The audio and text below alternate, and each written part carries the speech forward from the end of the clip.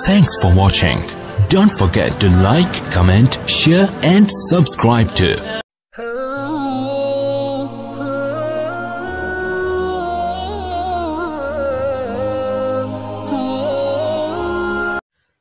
Bank वालों से जो गाड़ी लिया जाता है किस्तों पर, आया ये जायज है या नहीं।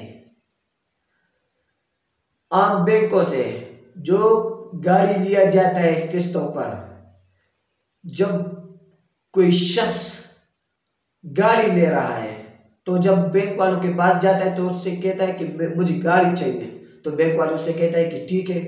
वो कंपनी वालों को ऑर्डर कर लेते हैं, कंपनी वालों को ऑर्डर देते हैं कि फलां शख्स को आप गाड़ी दे दें, हम आपको पेमेंट कर लेंगे।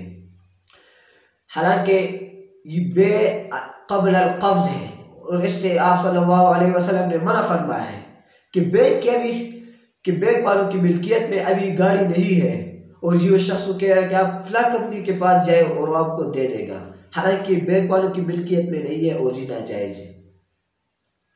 इस तरह दूसरी खराबी ये है बैंक वालों से किस्तों पर गाड़ी लेना। दूसरी वजह ये है कि इसके लिए एक लिमिट होती है कि आपको 2 सालों में ये कर्जा ख़त्म करना होगा।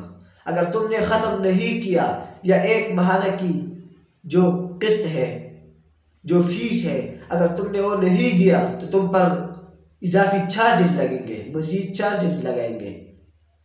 तो जब उस पर वो इजाफी चार्जेस लागू होंगे उसके पास किस्त शॉर्ट होने पर, तो ये भी इस्लाम में नाजायज़ है। इस तरह अगर बैंक वालों के कब्जे में गाड़ी हो, बैंक वाले कंपनी से खुद गाड़ी लेकर अपने पास रखा जाए, अपने पास रखे और खुद उसको दे दे अपने हाथों से, पहली खराबी तो उसमें ख़त्म हो जाएगी। लेकिन दूसरी खराबी फिर भी इसमें है कि किस्त के शॉर्ट होने पर उसमें इजाफी चार्जेस लेना, ये इसमें दूसरी खराबी है। अगर आपको पहली तो कर्ज न ले, अगर आपको कर्ज ले लिए तो इस्लामिक बैंक से लिया करें, जैसे मीज़ान बैंक हो गया, बैंक इस्लामी हो गया, अल बरका हो गया, तो इन बैंकों से लिया करो। इसमें इन चीज़ों का शुबा नहीं होता है, न सूद होता है, न सूद का शुबा होता है। सूद का शुबा भी हराम है। अगर आपको इसमें शक हो कि सूद है तो फिर वो काम नहीं करना चाहिए। तो मीज़ान बैंक से लिया करें, उसमें आपको ऐसी शराइत पर दे देंगे लेकिन तो उसमें सूद नहीं होगा। इस तरह आम बैंकों में उसमें जो चार्जेस होते हैं उसके लिए भी उसने एक तरीका इख्तियार किया हुआ है, तो फिर हमें उन बैंकों से लेना चाहिए, आम बैंकों से नहीं लेना चाहिए। और बे अलल क़ब्ज़ जो है, इसकी ये खराबी भी आता है कि मुल्क में जो महंगाई आती है ये बे अलल क़ब्ज़ से भी आती है।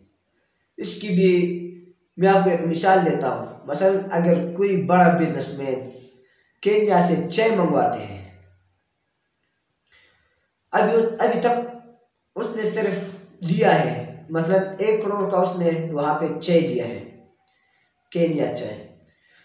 अभी तक उनके पास वो पहुंचा नहीं है। उसने दूसरे डीलर से बात की, दूसरे बिजनेसमैन से बात की है कि मैंने चाय लिया है, आपको मैं 1 करोड़ 10 लाख का बेच दूंगा।